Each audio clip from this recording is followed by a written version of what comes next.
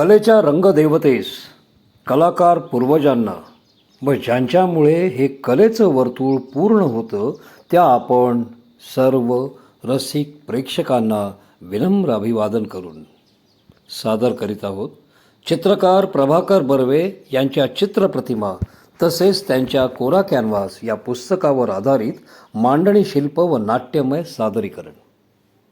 संकल्पना, मांडणी, दिग्दर्शन आशुतोष राम आपटे. पार्श्वगायन सुनील बोरगावकर. सादरकर्ते दिनेश कानडे, केतकी दिघे, अनुज्ञा जोशी वडके, अंजली भिडे, दिनेश सावंत, आशुतोष आपटे. विशेष सहाय्य संजय सावंत, स्वीटी जोशी, संजय पटेल, विवेक राऊत व मिलिंद पाटील.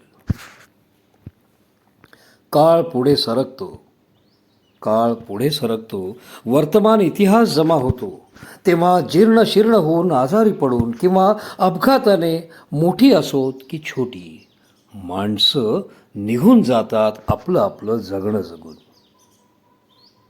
पण इतिहासात काही पानं अशी असतात ती आजही ताजी टवटवीत वाटतात, विशेषतः जेव्हा ती पानं चितारलेली असतात आणि शब्दांकितही केलेली असतात. अशीच काही पाने आम्ही सादर करीत आहोत प्रभाकर बर्वे या नामवंत चित्रकाराची, आणि ती सुद्धा त्यांच्या लेखणीतून उमललेली कोरा कॅनव्हास नावाची. बर्वे यांच्याशी माझी ओळख संजय सावंतने करून दिली. तिथून आमचा ऋणानुबंध सुरू झाला. बर्वे यांच्या घरी जाणे, रात्री 11-12 वाजेपर्यंत दिलखुलास गप्पा मारणे, चर्चा करणे, प्रसंगी वादही घालणे नित्याचेच झाले होते. संजय आणि मी वसईच्या कला महाविद्यालयात शिकवत असताना तिथे 1993 साली विद्यार्थ्यांच्या वार्षिक कला प्रदर्शनात ते प्रमुख पाहुणा म्हणून आले होते.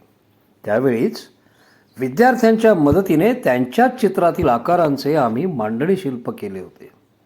त्यात साळकर या विद्यार्थ्याने केलेला मातीतला कावळा बघून तर बर्वे म्हणाले होते की त्यांना त्या कावळ्याचे चित्र काढताना जे इन्स्पिरेशन मिळाले तेच इन्स्पिरेशन आज पुन्हा मिळत आहे. पुढे नेहरू सेंटरला आम्ही घेतलेल्या दृक कला शिक्षणावरील आमच्या परिसंवादात तर प्रभाकर बर्वे आणि प्रभाकर कोलते आमचा पूर्णपणे आधारस्तंभ म्हणून उभे राहिले होते. त्याच परिसंवादाच्या समारोपाला सुनील गायला होता. तेव्हापासून सुनील जेव्हाही बर्व्यांकडे जात असे तेव्हा ते त्याला गायला सांगत. 1994-95 सावर्ड्यातील सह्याद्री स्कूल ऑफ आर्ट किंवा मी, संजय व प्रकाश राजे शिर्के अशा आमच्या आर्ट टीचर्स कन्फेशन या चित्रप्रदर्शनाला अशा सर्व ठिकाणी बर्वे आवर्जून आले होते व आमच्या विद्यार्थ्यांशी आणि आमच्याशी कायम संवाद साधत आले.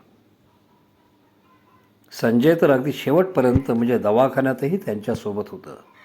संजयने दवाखान्यात बर्वे यांची रेखाटणीही केली. शेवटी एका चित्रकाराला दुसऱ्या चित्रकाराने कलेतूनच साठवायचे असते. चित्रकार शरीराने गेला तरी तो त्याच्या चित्रातून कायम श्वास घेत असतो. हा बर्वे यांच्या शब्दातला व चित्रातला श्वास आम्ही आज उधार घेत आहोत.